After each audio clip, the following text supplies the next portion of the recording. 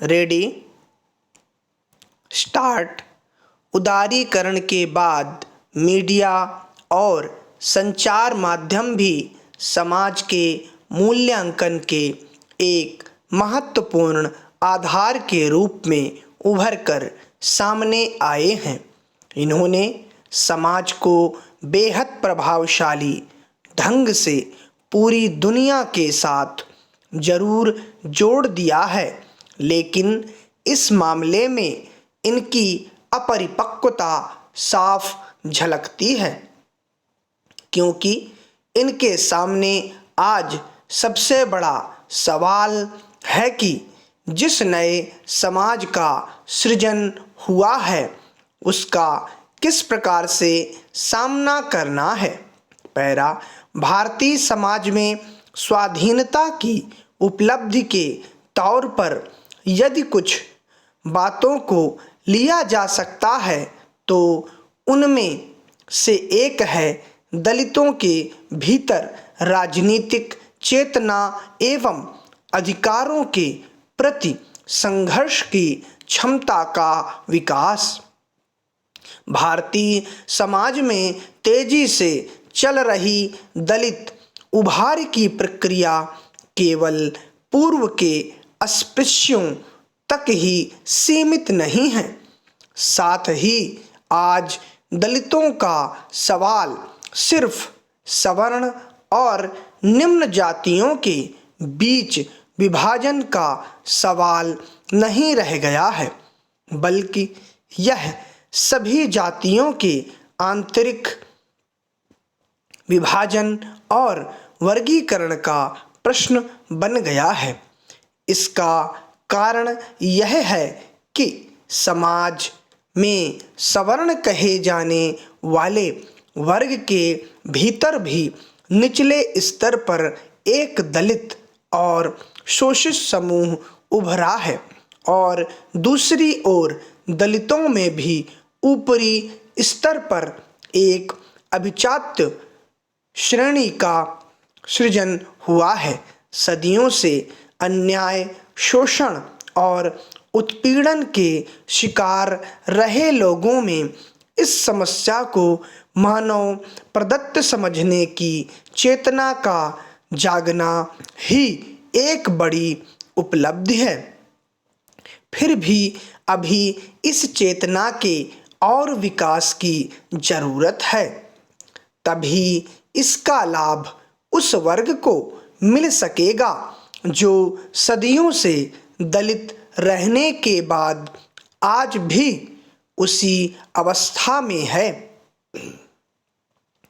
ऐसा इसलिए भी बेहद जरूरी है क्योंकि दलित समस्या के विरोध में चले अभियान का लाभ बहुत ही सीमित वर्ग ने उठाया है और वास्तव में जो आज भी दलित हैं वे इन नवसवर्णों को एक खास मुकाम तक पहुंचाने में सिर्फ माध्यम बनकर रह गए हैं।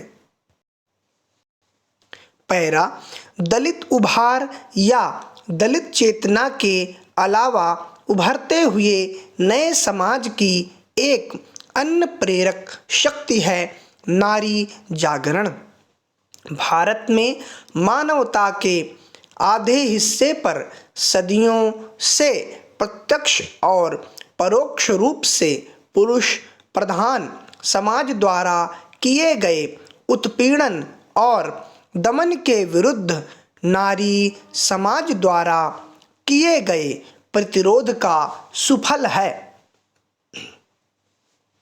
नारी जागरण भारतीय परिप्रेक्ष्य में इन दोनों वर्गों के भीतर जगी इस चेतना में ही नए समाज के पुनर्गठन को संभावना देखी जा रही है। नारी और दलित के मुक्ति संघर्ष के बिना आज़ादी अधूरी है। चूंकि सदियों से नारी पुरुष के संबंध पुरुष के नारी पर अधिकार और वर्चस्व पर आधारित रहे हैं, इसलिए उनमें परिवर्तन करना मानव समाज के सबसे कठिन परिवर्तनों में से है। यही नहीं, नारी मुक्ति की लहर को रोकने के लिए रूढ़िवादी परंपरा और मानसिकता को देश की मुख्य धारा के रूप में प्रस्तुत करने और नई चेतना को कमजोर करने के अभियान भी लगातार जोर पकड़ रहे हैं।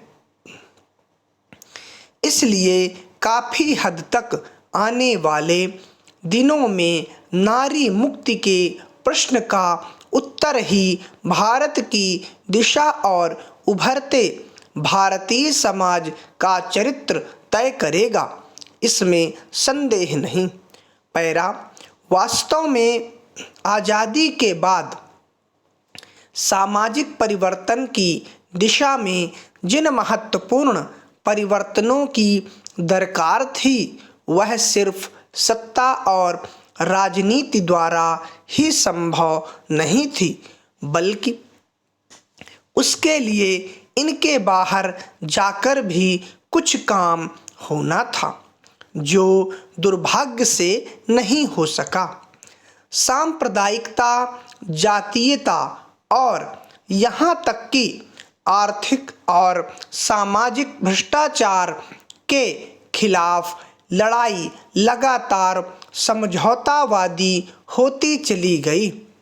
राजनीतिक और सामाजिक संगठनों का प्राथमिक दायित्व अनेकानेक सामाजिक कुरीतियों एवं आर्थिक भ्रष्टाचार के खिलाफ शोधी मुहिम चलाना था, लेकिन अफसोस है कि ये संगठन तमाम निजी स्वार्थों के बोझ तले दबते चले गए और न सिर्फ अपने दायित्वों को भूल गए, बल्कि दायित्व, जिम्मेदारी और नैतिकता को एक नई परिभाषा ही गढ़ ली गई।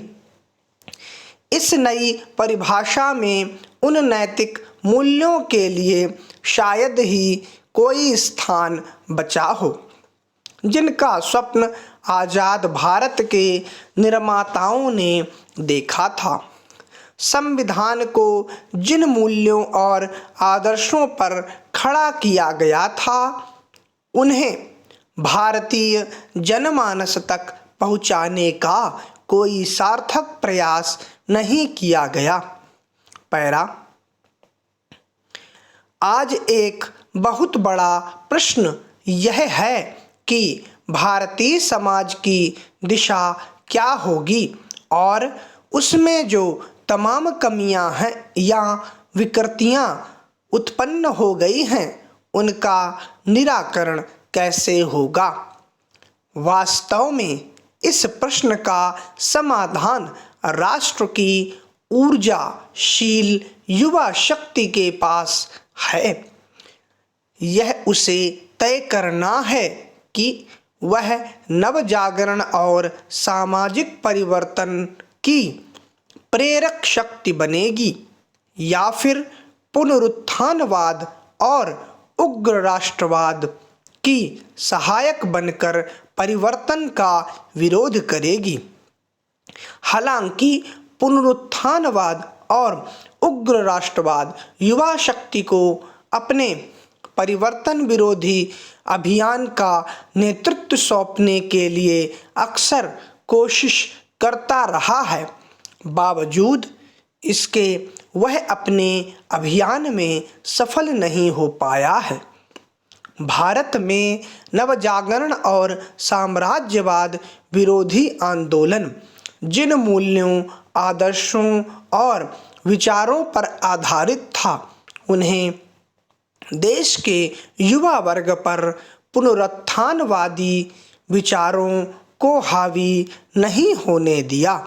लेकिन इधर कुछ वर्षों में स्वाधीनता संघर्ष से उपजी राष्ट्रीय संस्थाओं में आदर्श विमुखता नैतिक ह्रास, चारित्रिक विघटन और लक्ष्यहीनता के कारण जो राष्ट्रीय संकट की स्थिति पैदा हुई है। स्टॉप।